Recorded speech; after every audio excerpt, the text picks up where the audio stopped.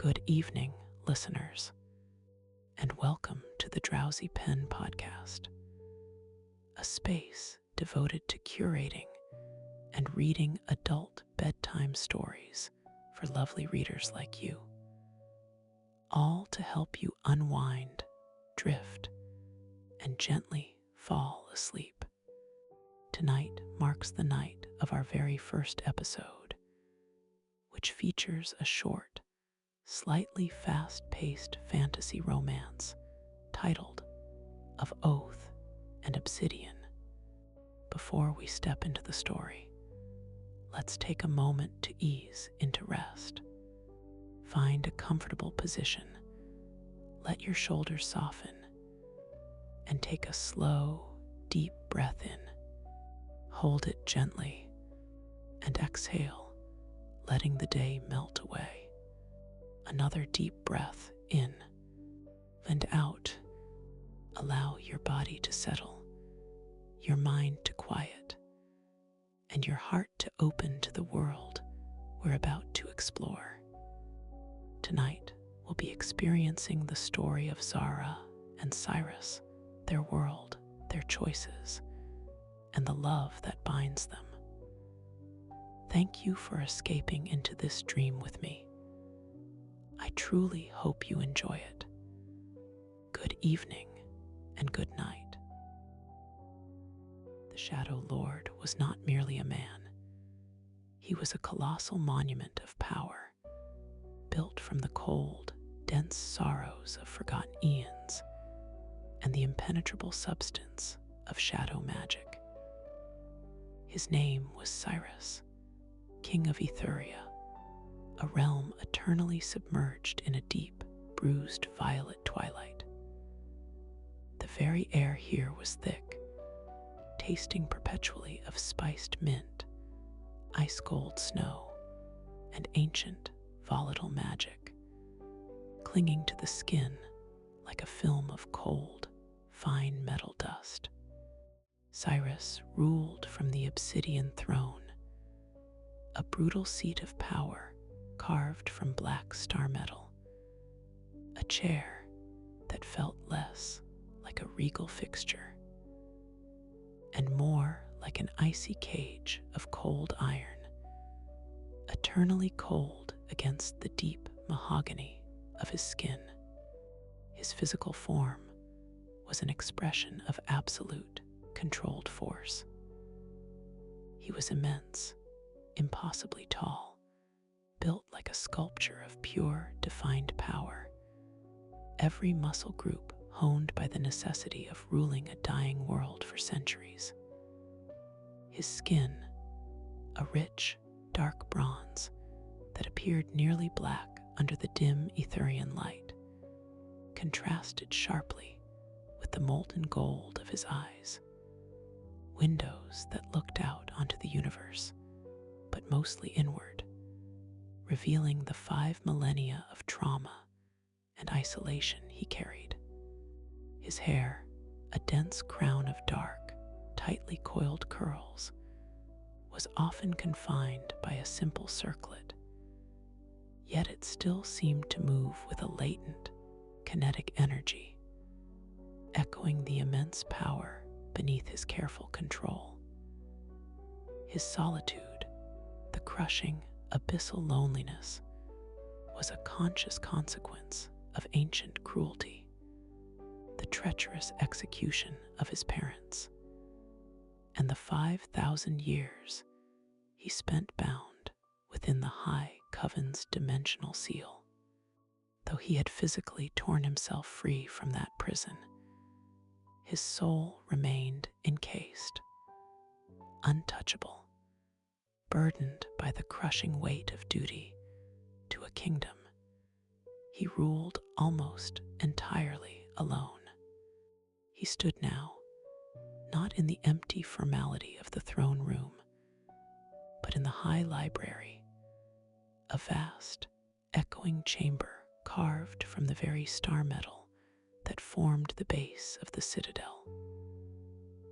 The library was meant for forgotten lore, its most dangerous knowledge suppressed, but now it was at his command. He spent endless, weary cycles poring over ancient coven scrolls, seeking weak points in the remaining power structures. A tedious, joyless process that served only to remind him of the sterile depths of his isolation and the scope of his necessary vengeance. He handled the brittle, inscribed vellum with the precision of a scholar and the weary impatience of a tyrant, tracing the arcane geometry that had imprisoned him. The silence of the citadel was his enemy. It was the silence of a tomb. It was during this meticulous, draining effort, while staring at an intricate binding sigil, that the cosmic fracture occurred. It was not a violent, shattering noise that would have signaled a catastrophe, but a soundless whisper, an instantaneous, invasive presence in the core of his being. It was a single, bright, exquisitely discordant note in the perpetual, agonizing gloom that was his existence. It was an involuntary, immense surge of pure feeling, intense, focused life, and a radiant, utterly intoxicating defiance. The energy radiated from a distant realm he had only heard whispered of in old, fearful incantations. Earth, the world of fleeting sun and transient human life. His ancient magic, strained and exhausted from the sheer force of his own violent self-liberation, had inadvertently ripped a minute, stable, yet profoundly powerful seam in the universal fabric. This was not a random anomaly.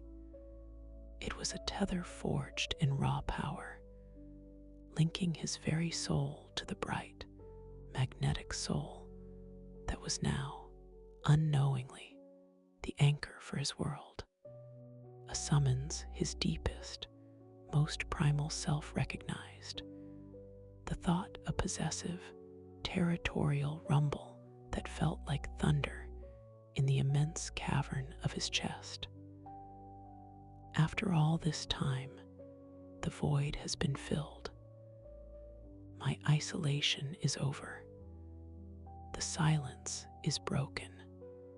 Cyrus froze, the scroll dropping from his numb fingers to scatter across the star-metal floor. He abandoned the tedious secrets of the scrolls. They were suddenly irrelevant. His massive form went rigid, with a focus that hadn't been required since the dawn of his forgotten reign. He wasn't drawn by lust, or by the ambition of conquest in a new dimension, but by absolute biological necessity. This soul was the warm light that had shattered his cold cage. He needed to understand the nature of the light. He needed to possess it, consume it, and guard it with every iota of his terrible power.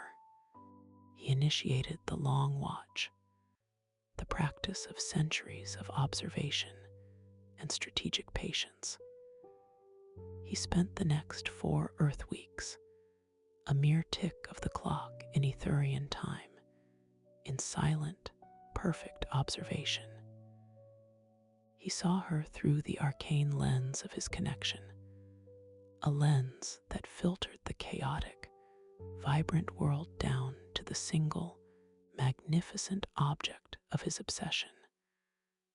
Dr. Zara Adesanya, the historian, he observed her world, a dizzying kaleidoscope of aggressive color, irrelevant hustle, and breathtaking human inefficiency. He filtered it all through the singularity of his newfound purpose. He watched the cycles of her day, from the harsh, grating alarm clock she used to the moment she would fall asleep, the small, profound details etching themselves into the bedrock of his consciousness. The slow burn of his fascination was rooted entirely in the sheer brilliance of her mind, the fierce integrity of her spirit, and the magnificent energy she expended simply by existing. He was fascinated by the complexity she brought to every minute interaction. He observed her in her university environment, a large, often drafty hall filled with the mundane, dusty trappings of Earth scholarship. She was tall, certainly, standing at a height that commanded attention, and built with magnificent, powerful curves, a physical declaration of confidence that he found intensely appealing. She moved with an imposing, confident gait that owned the space she occupied, never shrinking, always present. Her skin, a shade darker and richer than his own, caught the sunlight in her lecture hall like burnished bronze, glowing with a life Etheria had long since forgotten. Her hair was a glorious, dense mane of tight, unruly curls, a crown of defiant texture that seemed to capture and hoard the light around her head. But it was her face, her expression of focused, often weary, profound intelligence that truly captivated him.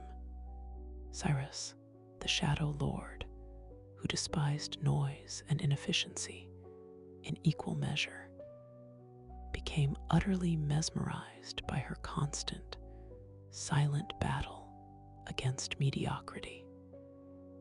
He found himself entirely addicted to the rhythm of her intellect. He watched her teach a lecture on comparative mythologies, detailing the rise and fall of ancient, forgotten gods with a sharp, compelling voice. He observed the flash of fierce, concentrated focus in her dark eyes when she was solving a problem or tackling a complex contradiction in primary sources. She never raised her voice. She used logic like a scalpel, dismantling a student's poorly formed thesis, not with condescension, but with surgical precision, guiding them to their own flawed conclusion with excruciating, necessary clarity. Cyrus felt a deep, almost painful pang of admiration. She sees the complexity, he realized, the sight sending a surge of unexpected, warming heat through his ancient, cold heart. She does not fear the shadows in the history she studies. She seeks only to illuminate them, to understand their structure and reason, even when that reason is horrific. This intellectual bravery spoke directly to the core of his agonizing loneliness. He had craved an intellect that could meet him, challenge him, and understand his necessary darkness, rather than merely fear him. His observation deepened into an obsessive study of her every reaction, her full emotional landscape. He witnessed her dealing with an arrogant, condescending colleague, a petty, small man who tried to claim her research as his own in a departmental meeting. Zara didn't resort to shouting or even simple dismissal. She delivered a retort, perfectly pitched and delivered with a slight, almost imperceptible lift of her magnificent brow, a line so dry, precise, and academically lethal, that it implicitly implied the man was intellectually equivalent to a poorly potted, decorative shrub. Before she returned to her notes, as if the interaction were entirely beneath her notice, Cyrus, a man who usually dealt with slights via instant magical obliteration, found himself fighting a low rumble of possessive, delighted laughter that tasted metallic and sweet in the back of his throat. She uses wit as a weapon, a civilized, yet entirely lethal way to kill. She fights my battles with words I didn't know existed, and she always wins. He noted the constant, almost delicious contradiction in her nature. He saw her outside her academic persona, sitting on a park bench near the campus, sharing a sandwich with a genuinely struggling homeless man, listening with rapt attention and gentle dignity to his story. The genuine, unvarnished kindness radiated off her like heat, a pure, unpolluted warmth he desperately needed to absorb. Then, moments later, he watched her glare venomously, her jaw tight, at a driver who cut her off in traffic, muttering something under her breath that sounded like a very creative three-part curse involving the driver's lineage, their car's mechanical failure, and possible supernatural intervention. She was brilliant, kind, sharp, and impatient, a bright spark of life, but one with claws. She is not naive goodness, he concluded, his devotion deepening into an eternal commitment. She is complex, necessary light, a soul worthy of the crown of Ethuria. Cyrus became utterly consumed. He learned her routine with the terrifying intimacy of a true stalker, committing every detail to the eternal memory of his arcane mind. Her preferred brand of aggressively bitter coffee, the way she massaged her temples when a deadline loomed, the subtle slump of her shoulders when she finally realized she had been working for 12 hours straight. He was, undeniably, her stalker, but in his cold, absolute moral framework, it was not perversion, but a fundamental act of protection and acknowledgement. He wasn't merely observing. He was learning the delicate mechanics of the only warmth that now existed for him, preparing to defend it against a universe of enemies.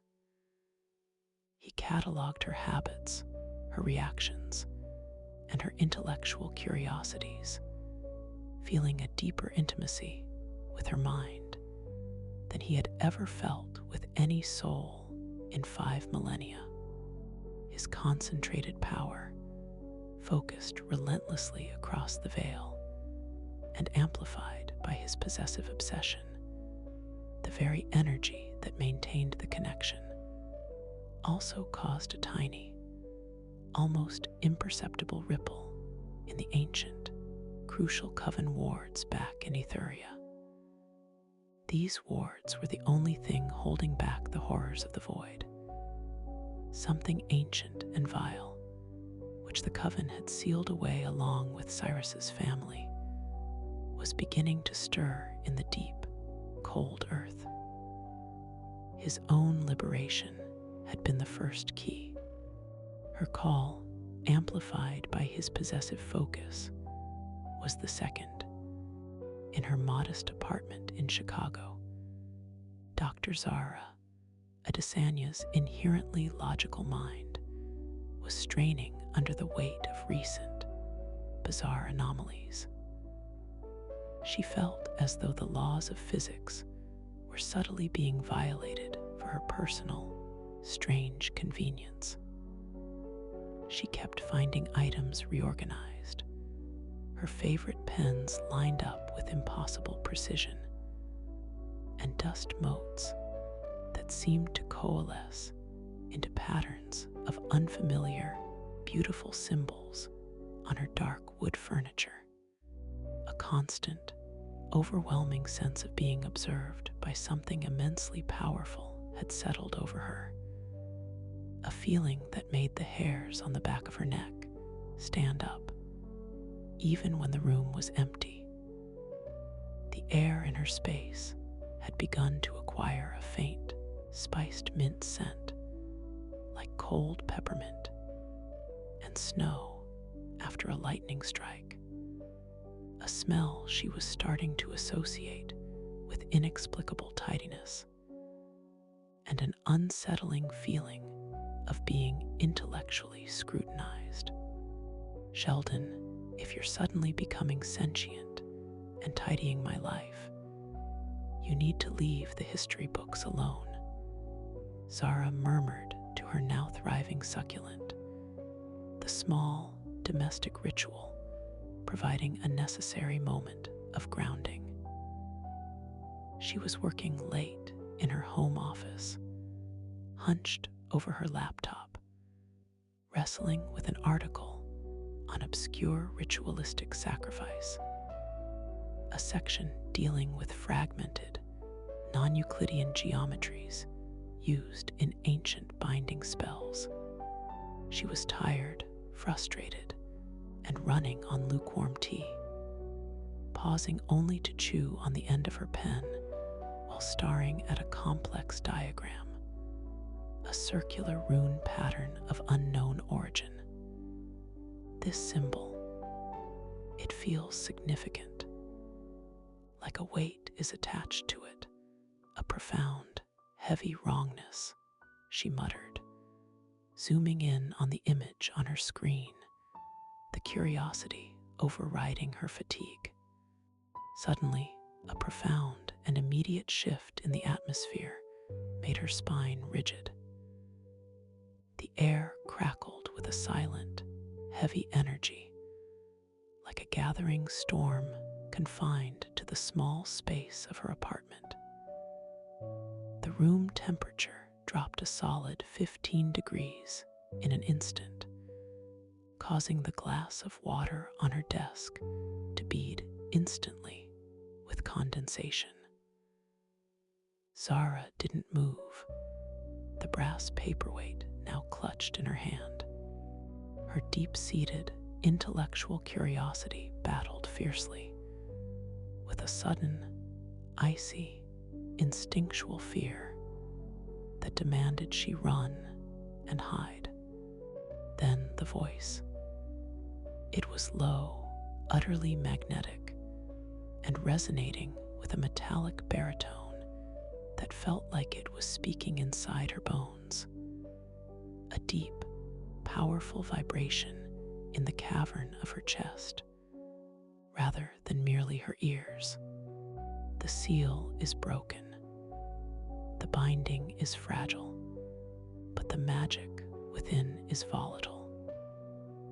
If you focus on that sigil for too long, a Desania, you risk attracting unnecessary attention from forces far pettier than I.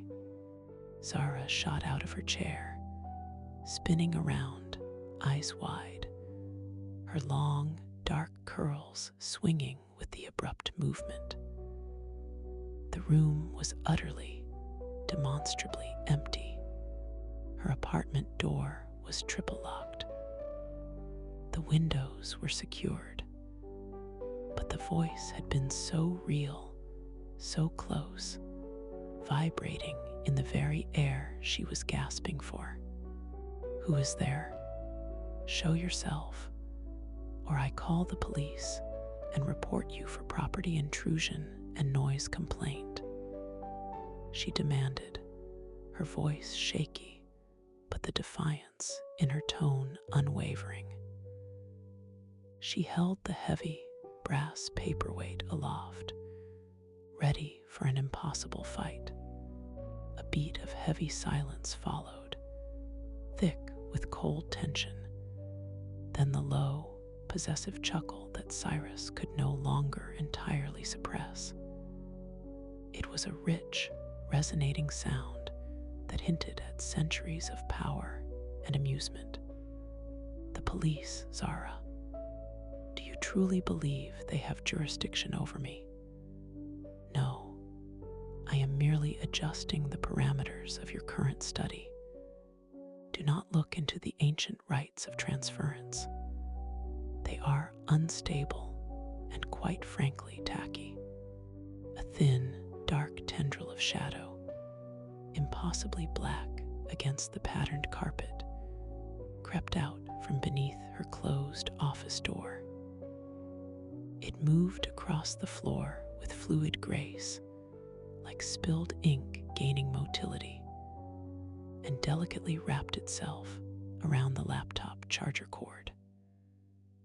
The charger cord unplugged itself from the wall outlet with a soft thwack, and the laptop screen went instantly dark, robbing her of 2 hours of unsaved work.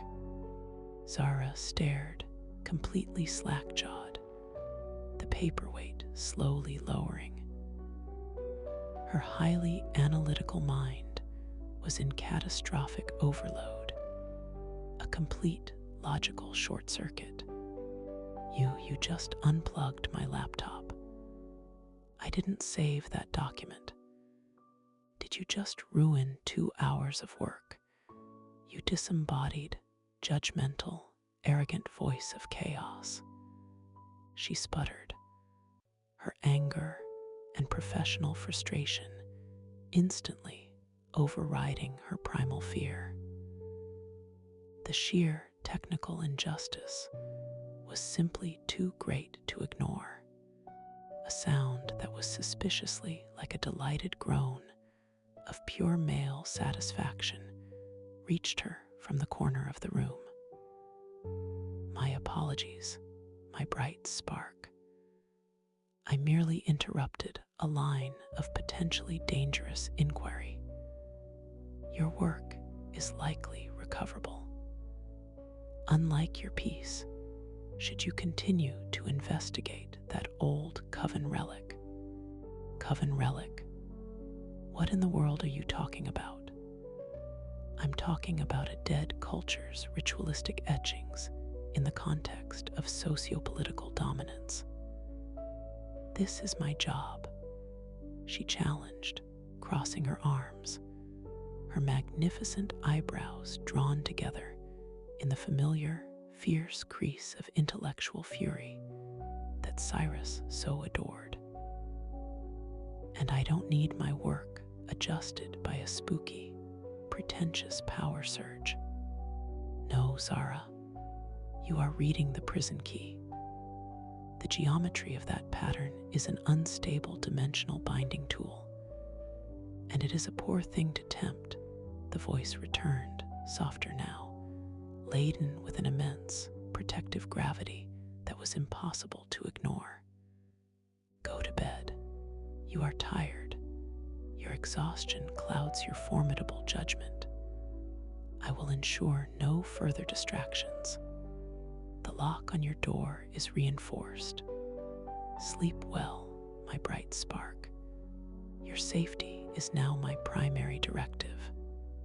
The chilling air vanished as abruptly as it had appeared. The metallic smell receded, leaving only the familiar scent of old paper and lukewarm tea. Her apartment felt utterly normal, except for the unplugged laptop, the ringing silence in her ears where the magnetic voice had been, and the profound, undeniable, thrilling knowledge that she was no longer alone. She walked slowly, tentatively, to her apartment door. The cheap, standard deadbolt she had installed now looked reinforced, almost glowing faintly with a cold, iron energy that hadn't been there moments ago. She leaned her head against the cool wood, a ghost of a smile playing on her lips, utterly terrified, but undeniably, exquisitely fascinated. The fear was now subordinate to the intellectual puzzle and the strange, electric connection she felt. You know, for a terrifying interdimensional voice who claims to rule a shadow kingdom, you're awfully grumpy and oddly domestic, she whispered to the empty air, her voice carrying the trademark dry wit he had spent weeks listening to. And your choice of punishment, interrupting my research, is a declaration of war, Shadow Lord. I was just getting to the good part about the forbidden rites. Cyrus, who was indeed watching from the shadowy corner of her ceiling, felt an agonizing, deep tug in his chest, a feeling so overwhelming that it almost physically manifested itself in him. Her defiance, her sarcasm, and her utter lack of conventional, whimpering terror were intoxicating. A powerful, necessary antidote to his centuries of cold formality. He was a king who could level armies with a thought, and she was scolding him for interrupting her research, challenging his very existence with her fearless skepticism. She is perfect, he confirmed, his golden eyes burning with fierce, possessive adoration. She is the light that will burn away the dead things in my world. Weeks of observation only confirmed it. She is worth every century of waiting. He focused his attention back to Etheria, to the shifting stones far below his citadel. He could now feel the faint, insidious stirring of the trapped vile ones, creatures the coven had sealed away, now responding to the crack in the cosmic armor caused by the focused exchange of energy. They are coming for the gateway she opened, he realized with cold certainty. They are coming for the light that freed me. Cyrus retreated fully, focusing the bulk of his power back into Etheria to stabilize the deteriorating cosmic veil. His gaze on her sleeping form, however, remained unwavering. His internal battle was set, his lonely, structured existence versus the dangerous, beautiful chaos she represented. He would establish the boundaries of his territory. He would observe and protect. He would become an accepted part of her impossible reality, but he would do it slowly, savoring the tantalizing tension of the near misses and allowing her insatiable curiosity to lead her closer, step by calculated step. His patience, honed over 5 millennia, was finally being put to good use for the only purpose that truly mattered: capturing his queen. The invisible, watchful presence hadn't left after those initial, jarring interactions. It had merely refined its behavior into a consistent, intimate intrusion. Zara now lived with a mysterious, intensely moody, and undeniably powerful guardian ghost, a constant atmospheric hum of pure, dark power that settled in the corners of her consciousness. This entity seemed to anticipate her needs and intervene with impossible precision. Zara had begun to document the anomalies in a separate, heavily encrypted digital file she named the Grumpy Physics Violator. The pattern was clear. When she was struggling with a complex translation in a dead language, a key phrase or definition would appear perfectly transcribed on her fogged bathroom mirror. When she was about to trip on a loose paving stone outside the university, the air beneath her foot would instantly solidify for a split second, stabilizing her with a barely perceptible thrum of power. And every time she got into a heated academic argument, she could feel a wave of cold, immense, possessive fury radiating off the non-existent entity.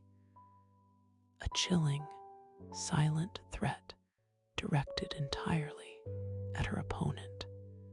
It was unnerving, yet Zara found herself becoming accustomed to the bizarre reality.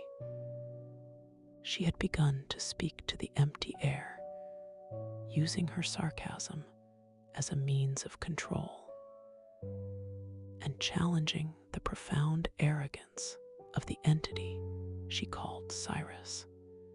"Okay, Cyrus, and I'm assuming that's your name, considering you signed my dry cleaning ticket with a terrifying ancient sigil," she announced one rainy morning in her kitchen, meticulously measuring out her coffee. "I'm trying to make a pot of coffee. If you interfere with the kettle, or God forbid, try to extract the essence of the beans, I swear, I will find the source of your existence and file a formal complaint. And this time I'll send it to an interdimensional authority." Silence hung heavy, a palpable, charged space behind her. Then, a low, smooth voice, closer this time than ever before, just behind her ear, causing her coily hair to lift faintly from the sudden, precise pocket of cold air. The sound was a resonant, magnetic vibration that felt like velvet rolled over cold metal. A formal complaint. "To whom, my little historian? I am the ultimate authority in the vast majority of the realms that matter. There is no authority above me, save the requirements of my own ancient law. And for the record, I find the habit of boiling water under immense pressure to force flavor from dried, crushed beans highly inefficient. I could simply refine the desired molecular structure for you." Zara, gripping the kettle handle, turned slowly, her eyes wide, but the space behind her was empty. The scent of rain and the familiar, tantalizing icy odor of mint were sharp in the air, a sign of his intense, invisible proximity. "See, that's what I mean," she snapped, placing the kettle down with a frustrated clatter. "You're a grump, and an incredibly arrogant one. Just let me perform my simple, earthbound rituals without commentary, or I'm going back to studying the prison key sigil, and then we'll see how quickly you materialize to lecture me about dimensional transference." She punctuated her threat by deliberately pulling the sigil image up on her laptop screen. A resonant sigh seemed to waver in the air, sounding suspiciously put upon. "You use your curiosity as a shield, Zara. It is a formidable, yet dangerous habit. Fine, make your inefficient, warm coffee. But I am warning you, the stability of the veil is degrading, and your defiance only expedites the inevitable. The minor fractures are widening. The lesser creatures are starting to find the light. Their conversations, or rather, Zara's one-sided arguments with Cyrus's disembodied, judgmental, yet undeniably seductive voice, were now commonplace, a bizarre, charged routine that formed the cornerstone of their escalating tension. She was constantly braced for him to physically appear, while he seemed determined to only communicate through chilling proximity and perfect, controlling intervention. He was teaching her, through sheer imposition, to trust his protective instincts, even as she hated his control. The escalation from strange proximity to necessary intervention was not slow. Over the next few days, Cyrus's silent protective action ramped up dramatically. He was holding back small, insidious threats, tiny, shadow-formed insects that disintegrated before they touched her skin, or whispers of ancient, debilitating curses that dissolved on the air before they reached her ears. One afternoon, Cyrus's stalking shifted from protective observation to forced, catastrophic intervention. Zara was in the university library stacks, deep in a rarely accessed, restricted section of the sub-basement archives, researching the same forgotten civilizations that Cyrus's coven had once feared. The air was thick with the scent of mold and forgotten paper, and the lights were harsh and buzzing as she reached for a massive, leather-bound folio. Her fingers brushed against an area of the shelf that was colder than the surrounding dusty wood.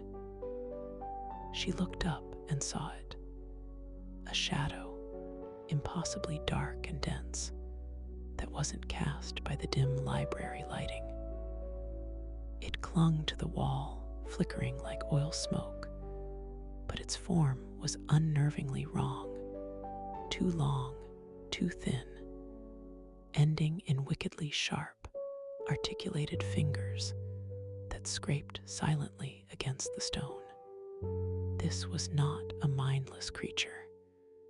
It was a malignant whisper, a mid-level Umbrali's shadow sleuth, one of the coven's chosen assassins, now drawn by the residual energy of the broken seal and the bright, irresistible beacon that was Zara.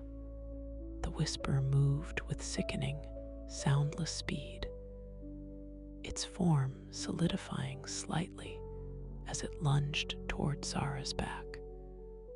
A chilling, faint hissing sound preceding the attack, a sound that stole the very air from the room. Before Zara could even process the threat, before her survival instinct could fully engage, the air shattered. Cyrus appeared not in a puff of smoke, but as if the surrounding, dusty library light had simply folded itself violently inward around his colossal form. He materialized fully clothed in his Etherian war leathers, a mix of dark leather and intricate obsidian armor, and the sheer, lethal rage radiating off him was a palpable, crushing force that smelled intensely of lightning, mint, and ancient, cold earth. The library's lights flickered and dimmed, unable to contain the abrupt influx of his power. His gold eyes were not merely burning. They were supernova bright, molten fury fixed on the assassin. Touch her, and I will dissolve you to atoms and scatter your essence across the void until not even memory remains." He roared, his voice so deep it didn't just shake the floor. It vibrated in Zara's teeth and rattled the ancient glass in the windows. The malignant whisper recoiled, terrified by the sheer force of its king's fury. But its mandate, to eliminate the spark that destabilized the wards, was strong. It hesitated for a fraction of a second, then lunged again, a desperate, final attempt. Cyrus did not hesitate. With a move too fast for the mortal eye to track, his hand shot out, not with a weapon, but with raw, kinetic power. A jet of pure, dense, dark energy, a controlled stream of Etherian magic, heavy and dark as crude oil, slammed into the creature. The whisper didn't scream or explode. It simply unraveled, turning into a pile of fine, inert black dust that immediately sank into the carpet, leaving no trace but the lingering smell of burnt ozone. Zara stood frozen, her hand still reaching for the book, utterly suspended in the terror and the glory of the moment. Her breath was trapped in her lungs, her mind reeling from the impossible sight of the dark, handsome voice made impossibly real and infinitely more terrifying. Cyrus turned, his heavy chest heaving, his obsidian armor faintly smoking from the exertion of suppressing his power on Earth. He was still radiating fury, but now it was focused entirely on her, a fierce, possessive storm.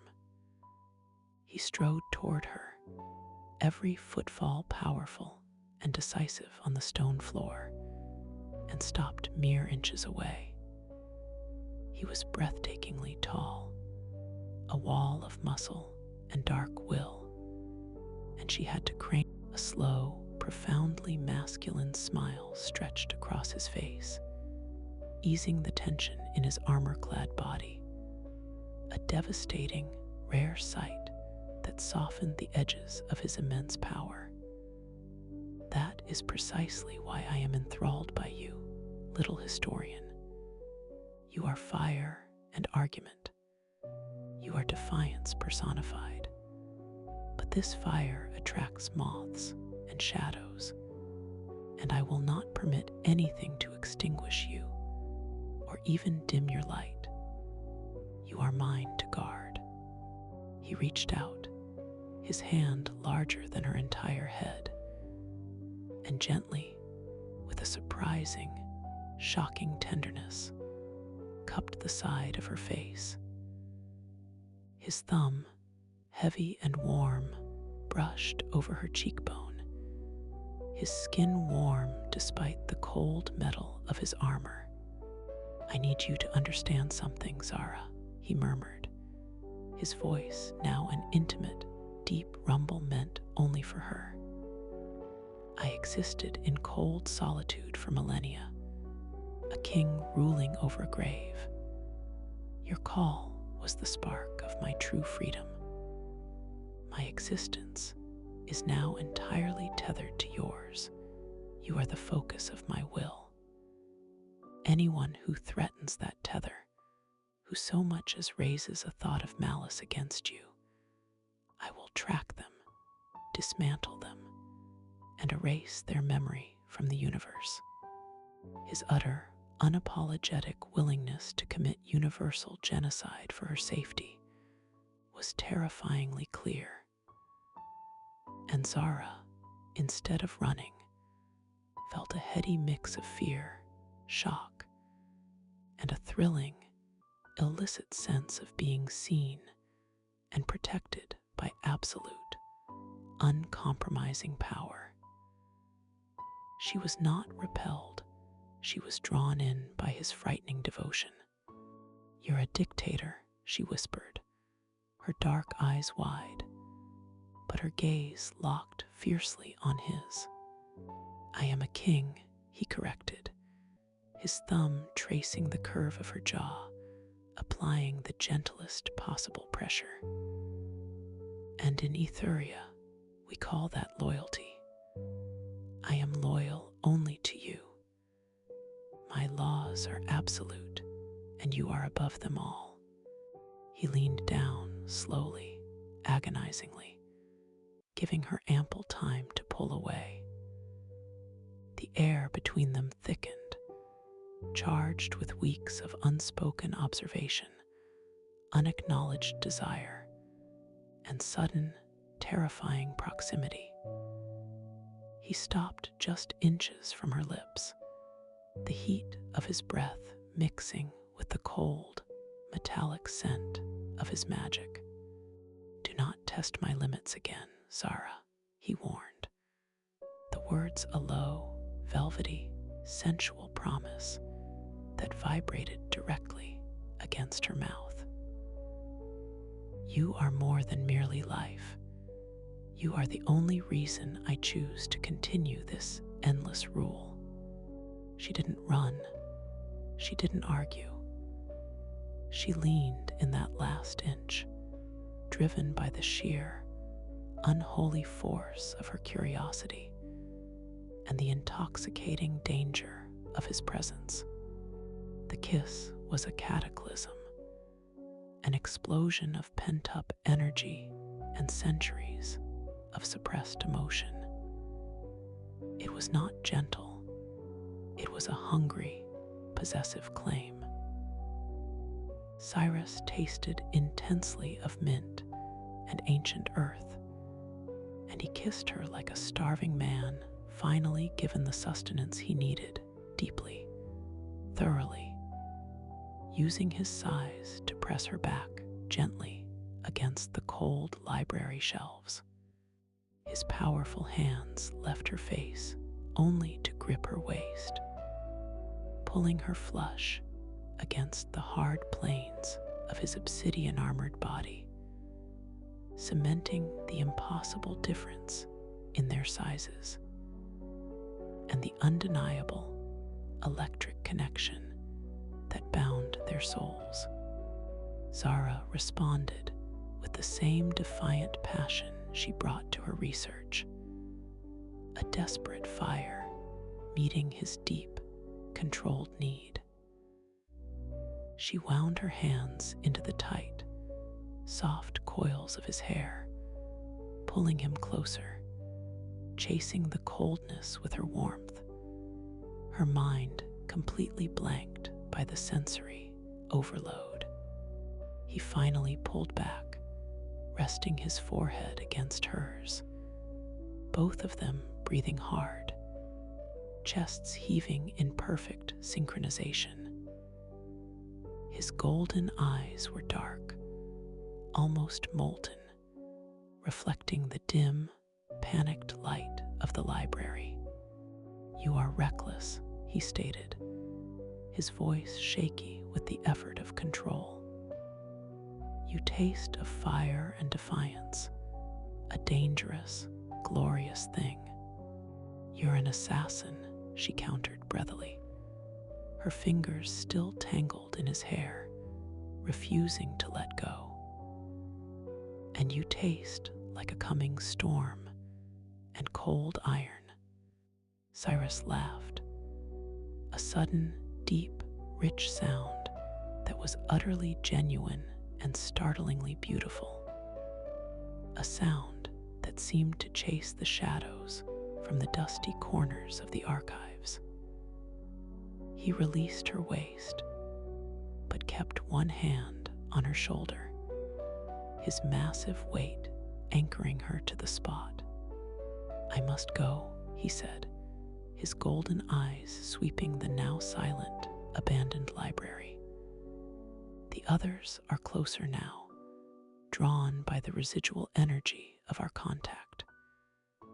My appearance here was necessary, but it was destabilizing. I will speak to you soon, Zara. Do not seek out the sealed lore. I have found my focus again, and I intend to keep it. Before she could speak, before she could ask another cutting question, he was gone. He didn't fade. He folded the light around him, collapsing his colossal form back into the shadows, leaving only the faintest scent of iron and a lingering, powerful, shocking heat on her lips. Zara sank onto the dusty floor, her heart hammering a furious rhythm against her ribs. She was terrified of him, terrified of the world he represented, and absolutely, helplessly intrigued by the cold, controlling majesty of the being who had just claimed her. She had just kissed an interdimensional king who annihilated assassins for her, and the terrifying truth was, she wanted him to do it again. The curiosity was winning the war against her caution. I am in so much glorious trouble, she thought, running a trembling hand over her buzzing lips, feeling the lingering ghost of his heat. In the dark corner of the library, all the pages of the forbidden coven folios dealing with dimensional transference and soul bindings silently and spontaneously burst into ash. Cyrus was not just protecting her from the shadows, he was protecting her from the dangerous knowledge that could lead others to her, ensuring she was entirely dependent on him for information. He was the Shadow Lord, and she was the light he now fiercely guarded and controlled. The weeks following the devastating, cataclysmic kiss in the library marked a profound acceleration in their impossible relationship. Cyrus stopped relying entirely on whispers and vague shadows.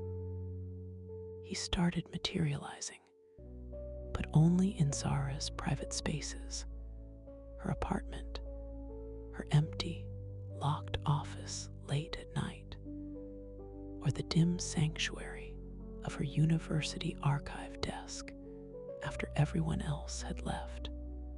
The appearances were still unnerving, heralded by a sudden, precise drop in temperature and the massive, overwhelming presence of the Obsidian King.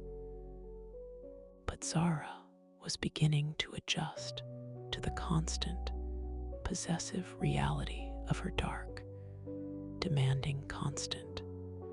Their dynamic had rapidly settled into a complex, deeply charged rhythm. Cyrus, the stern, protective, emotionally repressed Shadow Lord, and Zara, the quick-witted, skeptical Earth woman who used sarcasm and intellectual challenge as her primary defense mechanisms. The flirtation between them was now constant, a low, buzzing electric current running beneath every interaction, charged with the intoxicating memory of that first, devastating claim. You realize, Cyrus, that you're technically violating the lease agreement, the state fire code, and several university regulations regarding the unauthorized use of restricted space. Zara noted one evening, finding him leaning against her kitchen counter. His massive form completely filled the space, absorbing the light and dwarfing her mundane appliances as he watched her attempt a complicated, multi-step recipe. He had foregone the heavy armor, favoring rich, dark tunics made of thick, cold Etherian silk that emphasized his sheer physical power without the explicit threat of war leathers. I am the king of Etheria. If the landlord objects, I will simply annex this building and grant myself a perpetual leasehold, he stated, his golden eyes amused, watching the intricate movements of her hands. And your measurements are imprecise. You should be using the metric system. It is more logical and mathematically sound. Of course, you would prefer the metric system. It's more logical, you authoritarian dimensional trespasser, she retorted, stirring fiercely, refusing to meet his gaze directly, afraid of the sudden, thrilling dip in her control if she did. I'm using cups and teaspoons, and they work just fine for Earth standards. And stop standing there like a statue carved from judgment and granite. Either help me with the folding or get out of my space. You are too much mass for this room. He did not leave. Instead, with a liquid, terrifying grace, he moved behind her, his height utterly overwhelming, and his immense, warm hands wrapped around her waist, pulling her back against the hard, solid warmth of his chest. His voice was a low, intimate rumble right near her ear, a sound that bypassed her ears and resonated deep in her core.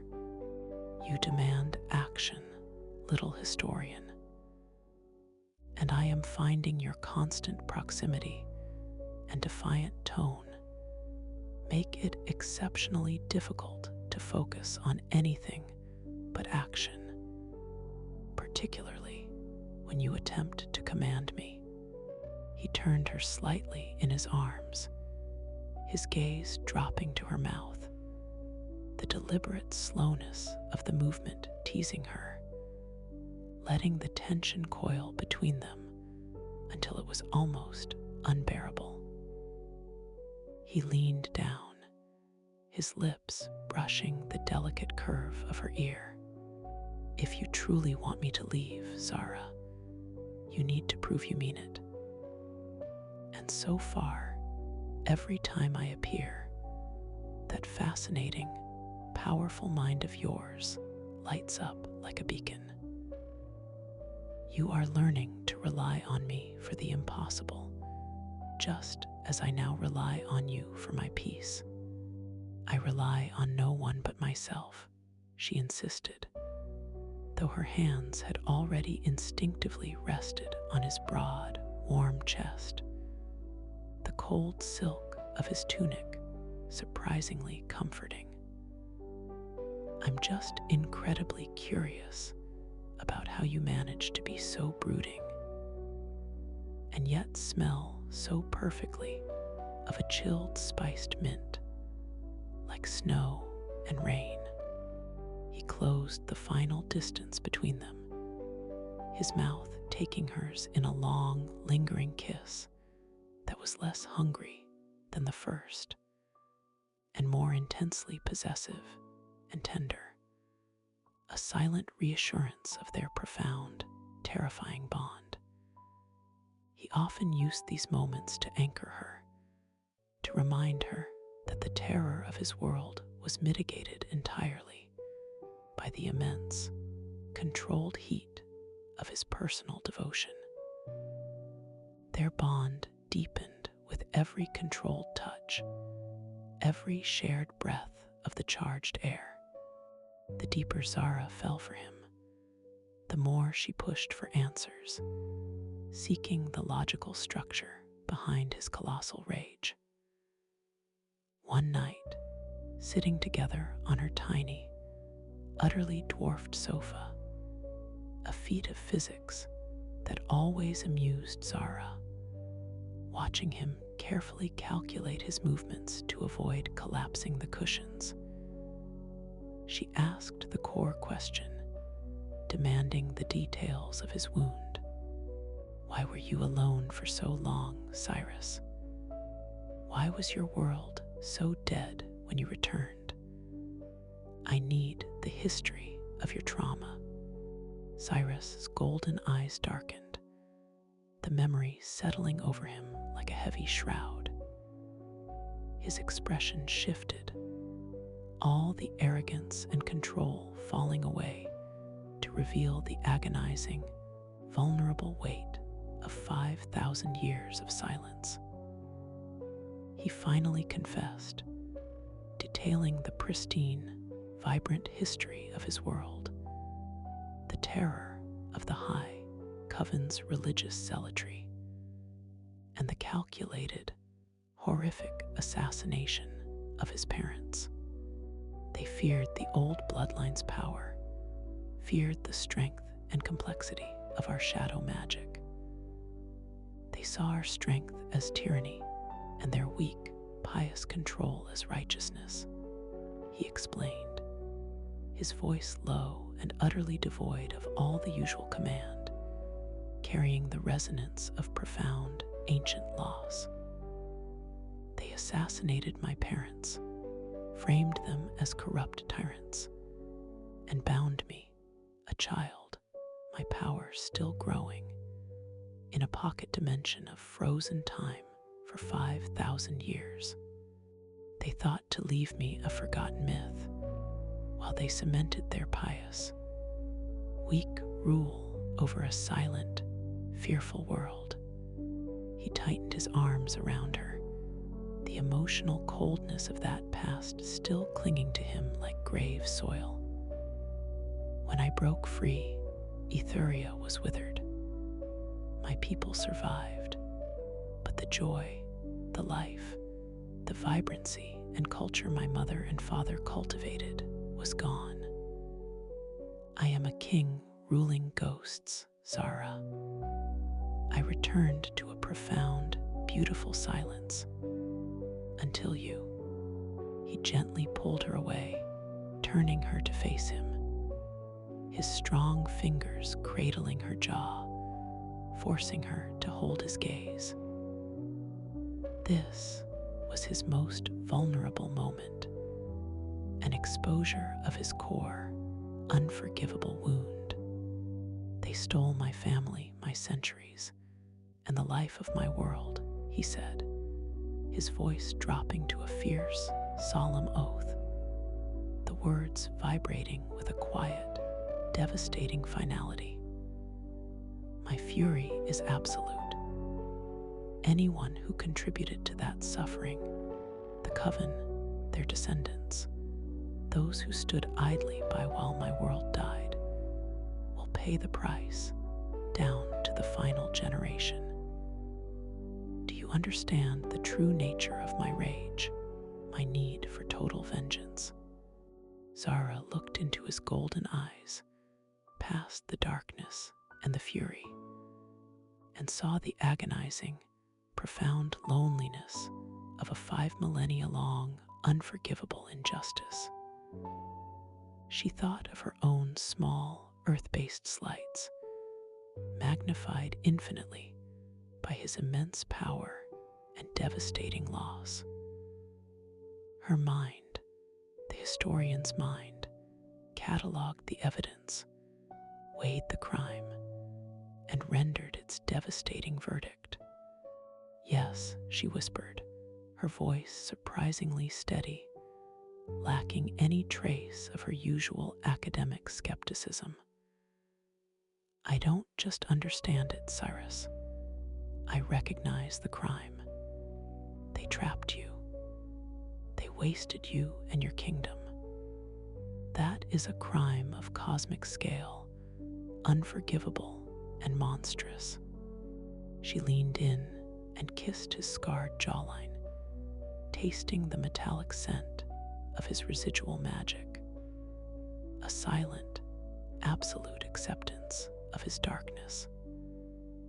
I don't know if you're a good man in the human sense of the word, Cyrus, but I know you are my man, and I understand why you want to burn the entire corrupt lineage down to dust.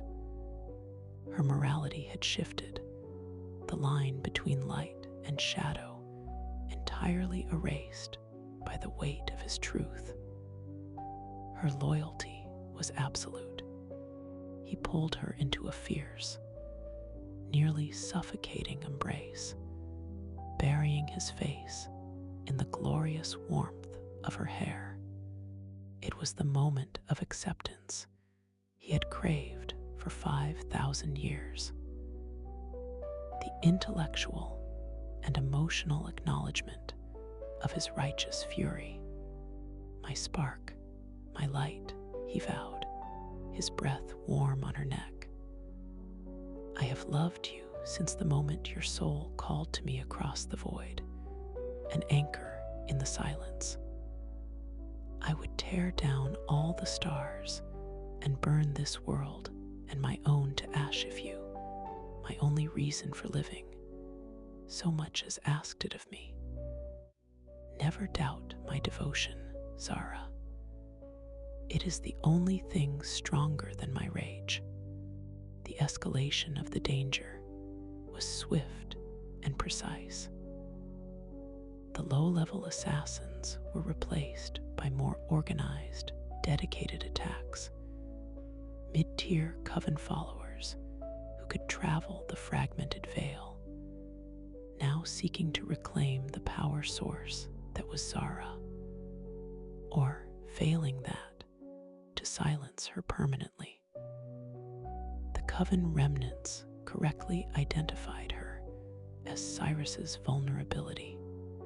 One brutally cold night, they ambushed Cyrus outside Zara's apartment in a dark, forgotten service alleyway. It wasn't a fair fight, but it wasn't easy. The coven remnants, though individually weak, used powerful, ancient bindings designed specifically for the old bloodlines, the same magic used to seal Cyrus millennia ago. Zara, looking out her fourth-floor window after hearing a sound that wasn't quite a gunshot, but felt far more final, saw the impossible horror unfolding. Cyrus, usually a blur of devastating, annihilating power, was momentarily trapped in a glowing, silver net of shimmering magical energy, a true coven binding spell. His roars of fury echoed off the cold brick buildings, and his immense power was visibly straining against the ancient, silver-etched cords, which were slowly constricting his powerful body. Zara, get back. Do not approach, he bellowed, his voice raw with effort and deep, agonizing fear, not for himself, but for the immediate danger she faced. The three figures, hollow-eyed, zealous men in tattered white robes, the remnants of the archivist line, were chanting in a unified, chilling monotone. They weren't trying to kill him. They were trying to rebind him, to take him away forever. A sudden, paralyzing fear hit Zara, not of the shadows or the violence, but of the prospect of Cyrus being ripped from her life, of the glorious, terrifying chaos being replaced by the profound silence of his absence. They stole him once. They will not steal him again. The newly acquired grayness in her soul hardened into an impenetrable, protective iron. She had to save him. Zara's mind, the one Cyrus loved and feared, kicked into emergency overdrive. She remembered the specific sound of the coven chant, the color of the binding magic, and the intricate symbolism warned her away from in her research. All the details she had filed away were instantly accessible. She grabbed the one weapon she had, her knowledge. She raced to her desk, tearing a specific, dense, ancient Latin text on counter rituals and elemental dissolution from her shelf. Her fingers flew across the index, finding the passage on the disruption of dimensional cold iron bindings. She found the passage, translated the required ritual in a blinding flash of desperate intuition, and raced out the door, down the stairs, and into the night. The incantation was simple, requiring only focused intention and a catalyst. Cyrus was kneeling now, struggling fiercely, his immense strength failing against the ancient magic. His golden eyes were filled with pain and deep exhaustion. The coven zealots were winning, their chanting rising to a fever pitch. Zara focused all her fear, all her protective fury, and the sheer force of her formidable will. She had no magic of her own, but she had the anchor of his connection.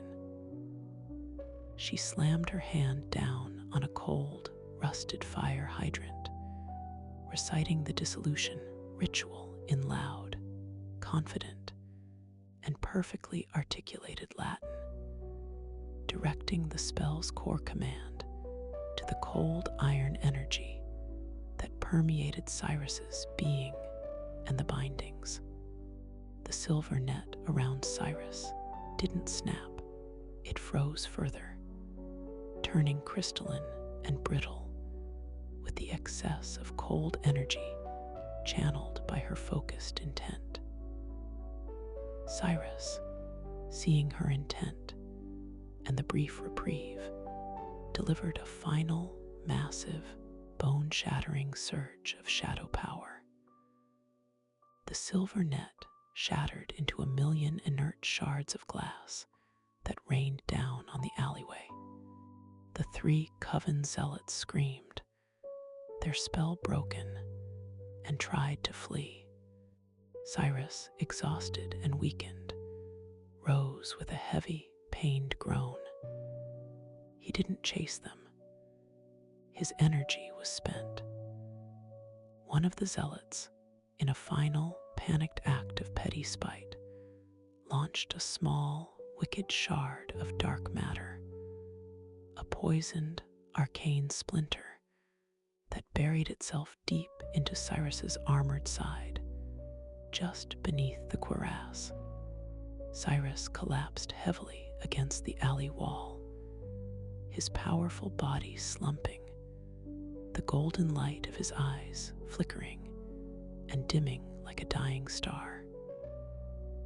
"Zara, don't come near," he rasped, struggling to breathe, the swift-acting venom already working on his ancient, powerful heart, threatening to force him back into dimensional sleep. Zara ignored his command, her mind locked onto the single directive: preserve. She ran to him, fear lending her impossible speed. He was bleeding pure, molten gold, a searing, terrible sign of the arcane wound. The poisoned shard was still lodged in his side, near his ribs. She didn't panic. Her analytical mind saw only a problem to be solved, an injury to be treated. "Don't talk. Don't move," she ordered, her voice taking on the sharp, commanding edge she usually reserved for correcting historical errors. She remembered the counter-ritual, a cleansing chant requiring direct physical contact, and the channeling of elemental warmth and life force. She tore a strip from her shirt, pressing it uselessly to the wound, and then, without hesitation, placed her hands directly on his bleeding armor. She closed her eyes and began to chant the purifying incantation, focusing on the sheer life and light that Cyrus claimed she possessed. She pushed the warmth, the sunshine, directly into the cold, ancient darkness of his injury, forcing her vibrant, life-affirming energy into his system. A brilliant, pulsing gold light emanated from her hands, bathing the alleyway in warmth. Cyrus gasped, the pain intensifying, then receding as the swift venom was neutralized. He felt her strength, her sheer will to keep him alive, pouring into his veins like liquid sun, overriding the 5 millennia of cold solitude. "You are impossible," he choked out, gazing up at her shadowed, determined face, utterly undone by her fierce, powerful protection. She didn't stop chanting until the dark, poisonous shard was slowly, magically ejected from his body and fell harmlessly to the ground. Cyrus was spent. The golden bleeding stopped. He wrapped a massive arm around her waist, pulling her close, clinging to her like a drowning man to the only available buoy in the universe. "You saved me, my light," he whispered, his voice thick with emotion and profound awe. "You risked everything. They will pay for this, Zara. They will suffer in ways they cannot imagine." Zara held him, her face stained with tears, fear, and dust, looking down at the discarded, wicked shard. She was no longer just scared and curious. She was furious. The sight of him, so broken and vulnerable, shattered her remaining moral compass into 1,000 pieces. "Those men," she said, her voice low and dangerously calm, utterly unlike her usual tone. "They were wearing symbols, coven sigils. I know where they came from. I can find them. And Cyrus, I want them to hurt, just like they hurt you. I want their erasure." She looked up at him, her dark eyes now gleaming with a cold, terrifying light that perfectly matched the gold in his.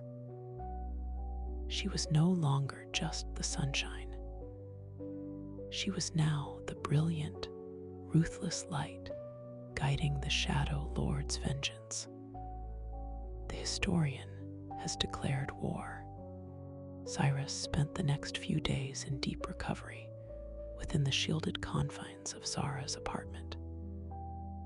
The arcane wound, though purged of its venom by Zara's life force, was too deep and ancient for instant healing.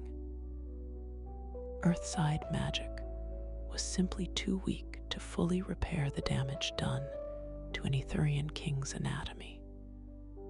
He remained immobile, immense, and vulnerable, relying entirely on the detailed, tender, and intensely focused care of Zara. She treated him with a startling mix of scientific precision and fierce tenderness, administering strange, ancient Etherian tonics he materialized with a wave of his hand, and ensuring he rested. She never left his side. Her commitment to him, intensified by the sight of his pain, had fundamentally changed her. The scholarly skepticism had been replaced by a cold, possessive dedication. She was not merely his nurse, she was his strategist. While he recovered, she utilized her extensive academic resources to track their attackers. They used a low-level kinetic focus on the third warding sigil, designed to crystallize and trap the old bloodline's energy. Zara stated one evening, examining the discarded dark splinter shard with the focus of a forensic scientist. She was sitting by his makeshift bedside, the ambient scent of his recovery magic filling the small room.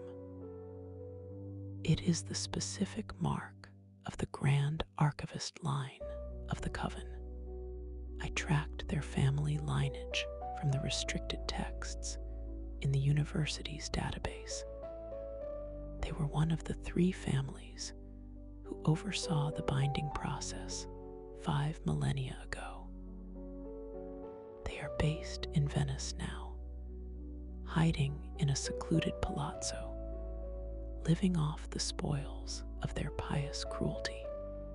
Cyrus, propped up against her pillows, watching her face, the determined set of her jaw, the chilling, calculated vengeance in her dark eyes, felt a surge of profound, dark pride.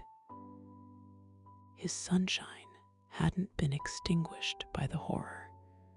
She had merely weaponized her brilliance for him. "You have found them," he murmured, his voice still low, but stronger now, resonating with a deep satisfaction. "You found my traitors. You are the queen of strategy, Zara, the perfect ruler.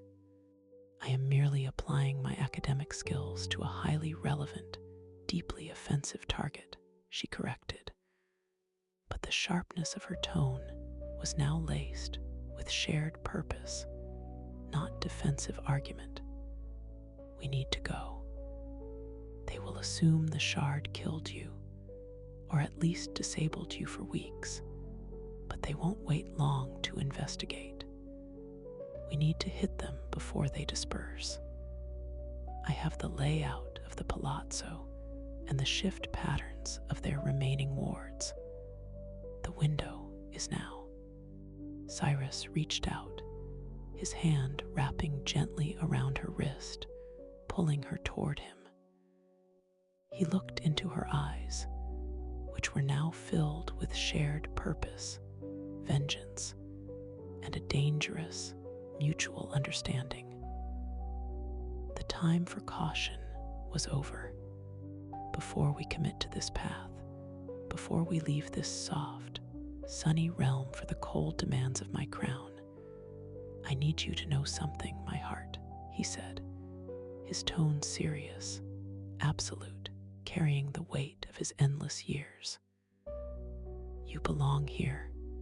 You have your work, your life, your comfortable reality. I am a storm, and I rule a desolate, dangerous world. If you follow me now, your life will change forever. I cannot promise you peace, only purpose and endless war." He paused, collecting the massive, eternal commitment he was about to make. "Zara Adesanya, come to Ethuria. Come rule by my side. I will give you my throne, my power, and the entire expanse of my damaged world. It is dead and cold and broken, but you have the spark of life. I want you to study it, to save it, to bring the life and light you carry into my twilight kingdom." He lifted her hand, his massive palm cradling her smaller one, and placed it over his rapidly beating heart. "I will not bind you, but I ask you to commit to me. Come home. Say yes, and I swear an oath that will bind my kingdom, and my very soul to yours, an oath that even the void cannot break. Zara looked at the proposition, a life of comfortable, logical certainty and academic renown, or a universe of terrifying magic, impossible beauty, and eternal purpose next to the being who saw her mind as his greatest treasure. She was a historian who specialized in ancient, lost worlds. Cyrus was offering her one to rule and repair. She smiled, a wide, brilliant smile that contained all the sunshine he adored, but now edged with the steel of a newly formed dark resolve. She was making her choice, consciously and ruthlessly, a king who needs a historian to fix his world and plot his strategic revenge. That, Cyrus, is a once-in-a-lifetime career opportunity, she stated, her sarcasm serving as the final, necessary bridge to acceptance. Yes, I will come to Etheria. Show me your kingdom, Shadow Lord, and show me where those pompous zealots are hiding. My first act as queen is their annihilation. Cyrus's golden eyes filled with an overwhelming, consuming triumph. He sat up, his strength returning in a final, powerful surge of pure joy and focused intent, and wrapped her in a powerful, possessive embrace. He spoke the oath, his voice deep and echoing with the sound of collapsing mountains and rising empires, a profound vibration that filled the apartment and stretched across dimensions. Hear me, my world, my soul, my queen, he thundered, not to her, but to the cosmos itself. I, Cyrus, king of Etheria, swear that this world is yours to heal, yours to study, and yours to bring life back to. I give you the loyalty of my people and the freedom of my laws. He drew her back, pressing a kiss to her forehead, then her lips, and finally settling his gaze on her. And I, Cyrus, the Shadow Lord, am yours to command. I am yours to use in any way you require to achieve your justice and your peace. My power is a tool in your hand, my body your shield, and my heart your eternal, faithful property. Until the stars burn out, I am yours. Cyrus, now fully healed and radiating immense, focused power, opened a portal in the center of Zara's living room.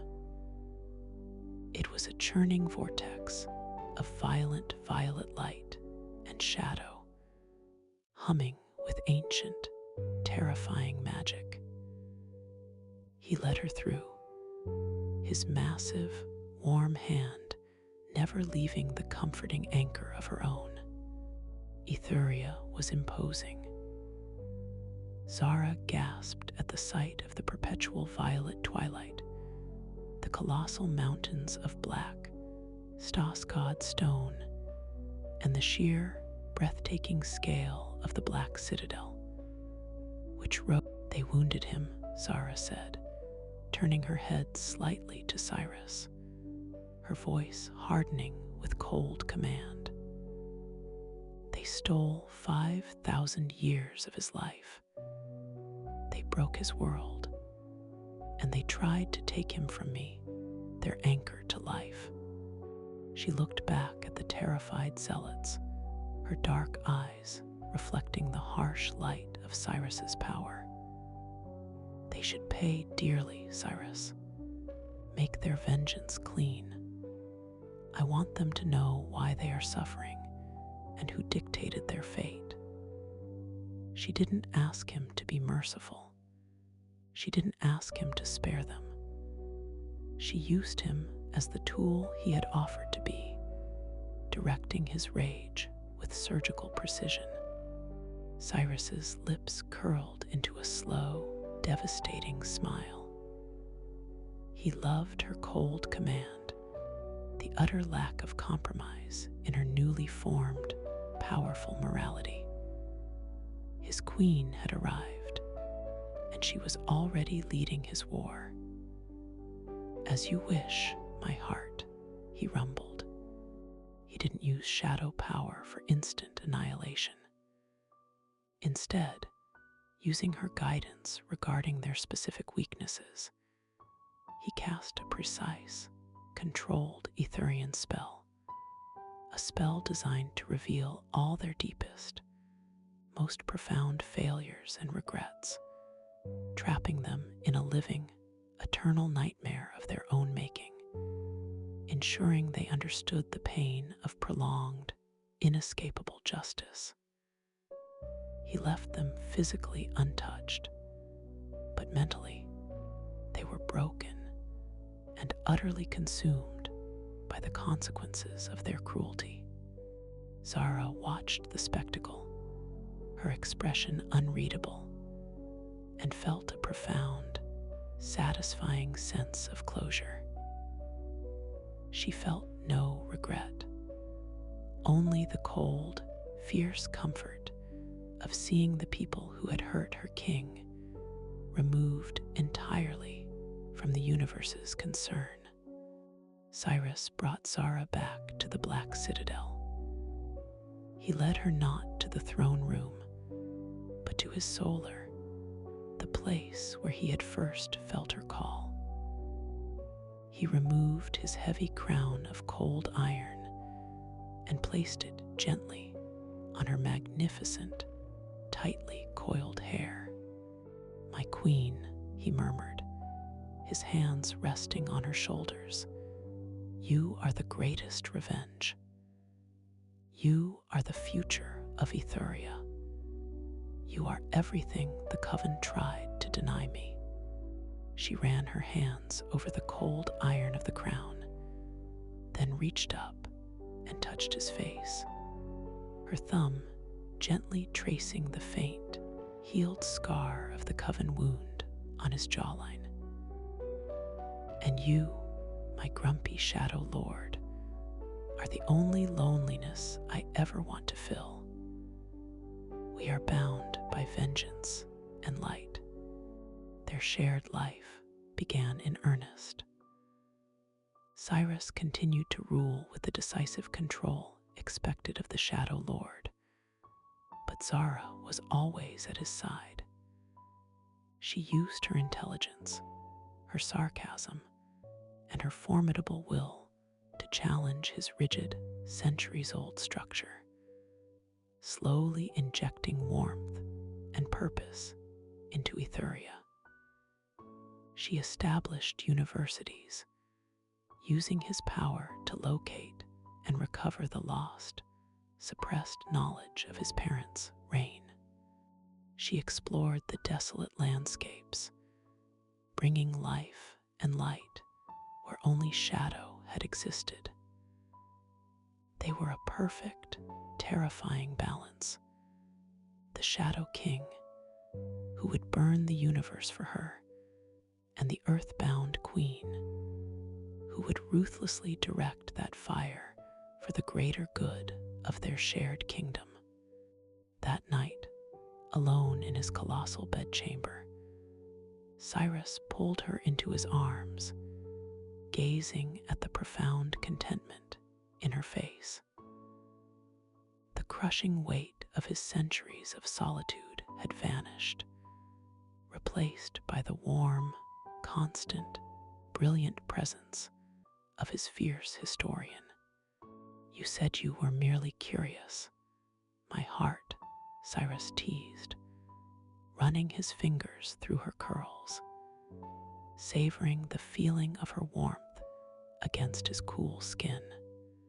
Curiosity killed the cat, but it made the historian a queen, Zara replied, kissing the silver sigils on his jawline, the ancient marks of the binding that her love and will had finally dissolved. He pulled her closer, his massive body curled protectively around hers, the coldness of Ethuria outside, and the intense, eternal heat of their love inside.